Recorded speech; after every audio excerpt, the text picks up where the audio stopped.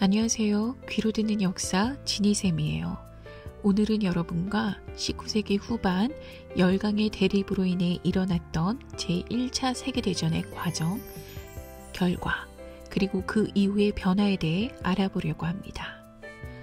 19세기 후반 유럽 열강들은 제국주의 팽창을 계속하면서 아시아와 아프리카 등지에서 치열하게 경쟁 대립하였습니다.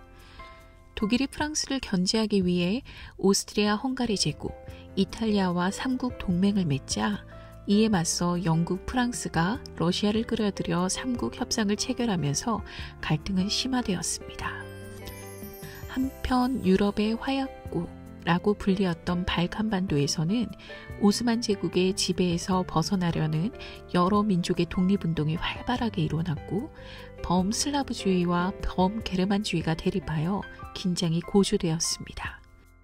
이러한 상황 속에서 1914년 6월 사라예보에서 오스트리아 헝가리 제국의 황태자 부부가 세르비아계 청년에게 암살되는 사라예보 사건이 발생하였습니다. 이에 오스트리아 헝가리 제국이 세르비아에 선전포고를 하였고 삼국 동맹과 삼국 협상의 국가들이 잇따라 전쟁에 뛰어들면서 제1차 세계대전이 시작되었습니다. 전쟁 초기에는 독일이 우세하였습니다. 독일은 동부 전선에서 러시아를 공격하여 심각한 피해를 입혔고 서부 전선에서는 영국, 프랑스와 전투를 치렀습니다. 그러나 독일의 공격에 영국, 프랑스 등이 강력하게 저항하면서 전쟁은 교착 상태에 빠졌습니다. 특히 서부 전선에서 참호전이 전개되어 전쟁은 장기화되었죠. 제1차 세계대전은 산업혁명으로 이룬 기술의 진보가 인명을 대량 살상하는 데 이용되었다는 점에서 인류 역사의 큰 비극이었습니다.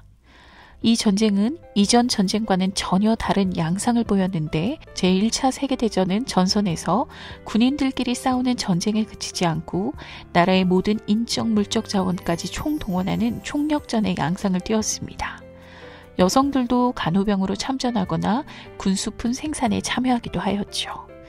또한 제1차 세계대전의 전선에서는 탱크, 장갑차, 잠수함, 기관총, 대포, 독가스 등의 신무기가 등장하였습니다. 특히 독일은 비행기 편대를 구성하여 폭격을 가하기도 하였죠. 동맹국과 협상국은 전선이 교착 상태에 빠지자 참호를 파고 장기간 대치하는 참호전을 전개합니다. 전쟁이 계속되는 가운데 이탈리아는 협상국의 편에 섰고 오스만 제국과 불가리아는 동맹국 편에 가담하였습니다. 또 전후에 자치와 독립을 약속받은 유럽 열강의 식민지 주민들도 전쟁에 참여하면서 전쟁은 전 세계로 확대되었죠. 한편 영국이 해상을 봉쇄하여 독일로 들어가는 물자를 통제하자 독일은 무제한 잠수함 작전을 펴 중립군 선박까지 공격하였습니다. 1915년 시작된 독일의 무제한 잠수함 작전으로 독일에서 리버풀로 향하던 영국의 여객선 루시타니아호가 침몰하는 사건이 발생합니다.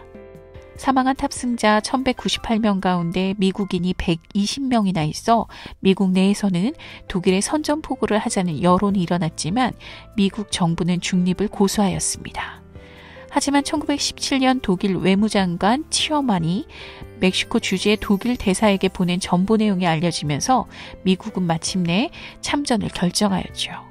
치어만의 전보에는 멕시코가 독일과 함께 미국을 공격하면 미국에게 빼앗긴 영토를 되찾아주겠다라는 내용이 담겨 있었습니다. 이렇게 미국의 참전을 결정하고 연합국 편에 서면서 전쟁은 연합국에 유리하게 전개되기 시작하였습니다. 전쟁 중 혁명이 일어난 러시아가 독일과 강화를 맺고 전선에서 이탈하자 독일은 서부 전선에 대공세를 펼쳤지만 연합군의 공세에 밀렸습니다. 동맹국들이 잇따라 항복하고 독일에서는 혁명이 일어나 재정이 붕괴되고 공화국이 수립되었죠. 이어 독일 공화국 정부가 연합군과 휴전 조약을 체결함으로써 1918년 제1차 세계대전은 끝이 나게 됩니다. 제1차 세계대전이 끝나고 전승국의 정상들은 전후 문제를 처리하기 위해 파리에서 회의를 개최하였습니다.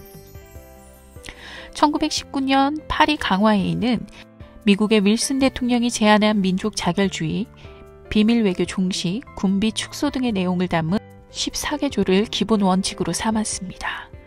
그러나 실제 회의는 전후 평화 유지하는 것보다 승전국의 이익을 중시하는 방향으로 흘러갔습니다. 그 결과 승전국과 독일 사이에 베르사유 조약이 체결되었습니다. 베르사유 조약의 일부 내용을 보면 베르사유 조약이 가지는 한계점을 살펴볼 수 있습니다. 독일은 영토의 일부를 프랑스, 벨기에, 폴란드에게 넘겨준다. 독일은 해외의 식민지의 모든 권한을 포기한다. 독일의 군인 수는 육군 10만 명, 해군 1만 6,500명으로 제한되며 잠수함과 항공기 보유는 금지한다. 독일은 연합국 전쟁 배상금으로 1,320억 마르크를 지불해야 한다. 이 조약을 통해 패전국 독일에게 전쟁의 책임을 묻고 그 대가로 막대한 배상금을 지불하게 하는 베르사유 체제가 성립하였습니다. 한편 1920년 국제 분쟁의 평화적 해결을 위한 국제평화기구로 국제연맹이 창설되었습니다. 그러나 미국, 소련의 불참과 침략국을 제재할 수 있는 군사적 수단을 갖추지 못하여 국제연맹은 유명무실해졌습니다. 19세기 후반 러시아에서는 사회주의 혁명이 일어나게 됩니다. 산업화가 진행되면서 노동자의 수는 늘어났고 지식인들 사이에 사회주의 사상이 확산되어 차르, 황제체제를 비판하며 개혁을 요구하는 움직임이 러시아 내에서 활발해졌습니다. 그러나 차르 체제는 유지되었고 생활이 어려웠던 노동자와 농민의 불만은 점점 높아만 갔습니다.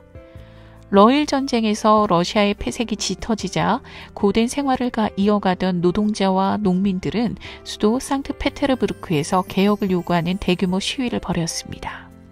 1905년 정부가 시위대를 무력으로 진압하며 많은 희생이 발생하게 되죠. 일명 피해 1호의 사건입니다.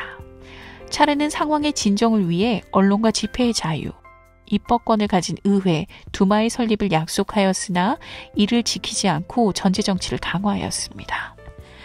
러시아에서는 제1차 세계대전에 참전하였으나 패전을 거듭하였고 경제 상황이 악화되어 국민의 생활은 비참해졌습니다.